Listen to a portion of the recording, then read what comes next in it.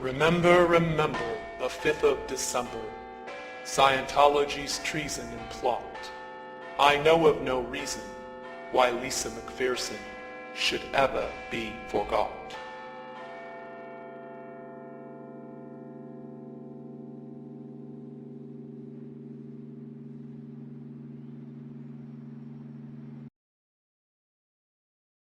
You say the misuse, but I don't know if you're aware that there was a plan in 1955 in this country, Ted, to repeat what was done in Russia.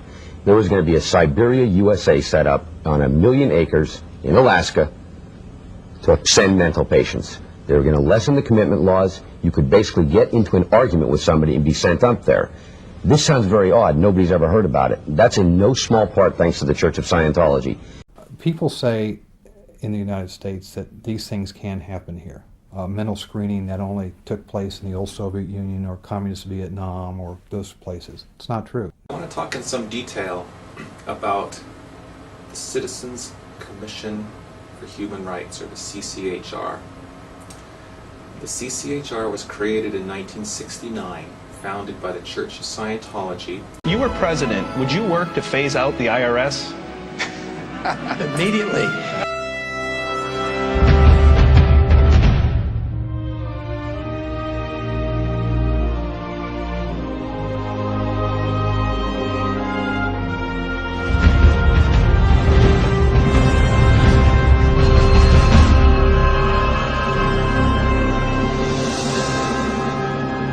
Hello, we are anonymous.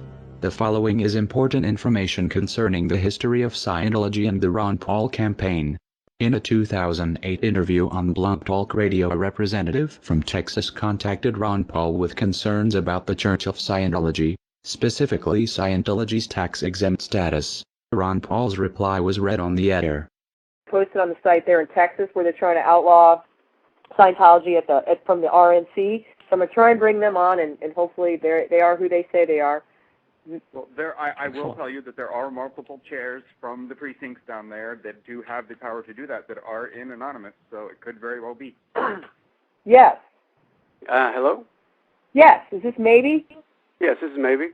Oh, good. I was the Galveston County delegate yesterday. Yes, that's great. Tell us about that. Yes. Well, I was brought in as a delegate under the Ron Paul people, and I'm one of 6 out of District 341, or Precinct 341, and I wrote a resolution out the day before the convention, and just proofread it, asked some people on my IRC if it was okay, and made some changes to it, and it got it worked out, and I submitted it yesterday. And after I had submitted it, they called for a vote, and every single person raised their hands, and it got passed. And it's going to appear, you can go to the website, it's called GalvestonCountyGOP.com, and I'm not sure when they're going to post the resolution on the website, but that's where they said they would be posted. And it's going to be resolution issue number 9, resolutions concerning religious issues, number 162. And it's going to say, be it resolved that the Church of Scientology in the state of Texas be officially regarded as a business and not as a religion. That's the only part of it they're going to be using. What do you think the chances are of getting that passed? And what will the ramifications actually be? The chances of it getting passed, it started out as it's a grassroots campaign, really. And a lot of people think it doesn't have much pull. But if we get enough people involved and enough words out, I think it can become an influential resolution that can be made into a law one day under the Republican Party. Well, God, if the Republicans are on this, man, I may have to change my vote. I'll tell you that. I actually sent Ron Paul an email, and he responded saying he did not support removing their tax-exempt status because he doesn't like taxes. And that's one reason Scientology loves Ron Paul so much, which is stupid. But that's bad.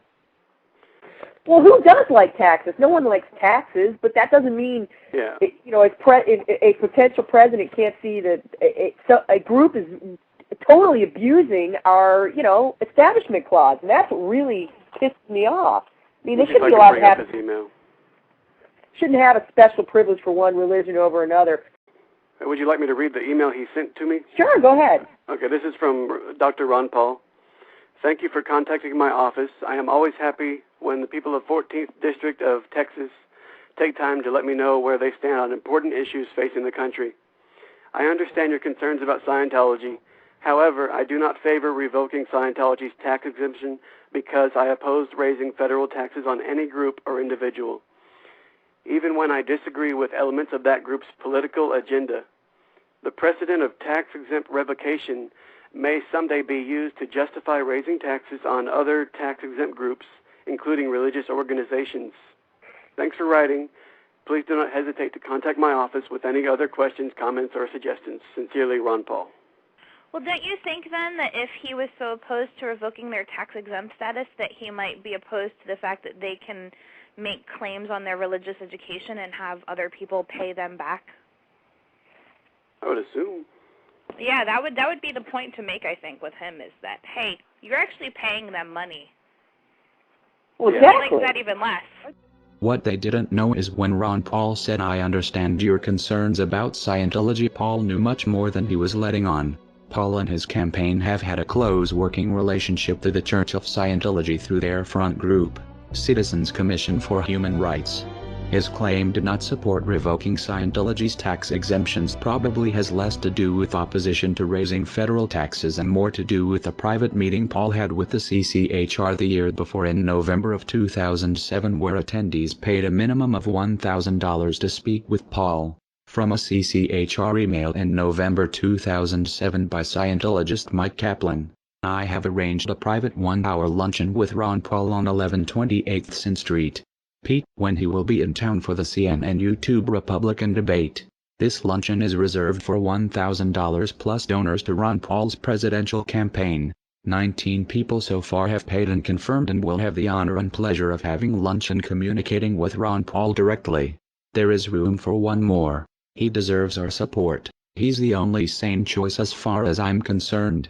His message echoes the intentions of America's founding fathers, and he is inspiring a new generation of Americans. He is the sponsor of a bill in Congress that would make it against the law to use federal dollars to mental health screen Americans. He is pro-Constitution and pro-freedom. He is a true patriot. He is in valence. He is an ally of CCHR and our group. Our group can only mean Scientology. In another CCHR email written by Marla Filidet, a Scientologist and vice president of CCHR, she says, "All my peeps, this was sent to me by Ron Paul's right-hand man, who happens to be a very close friend of mine. In fact, I was on the plane with him when he told me, Marla, we're going for the presidency. This individual is probably Kent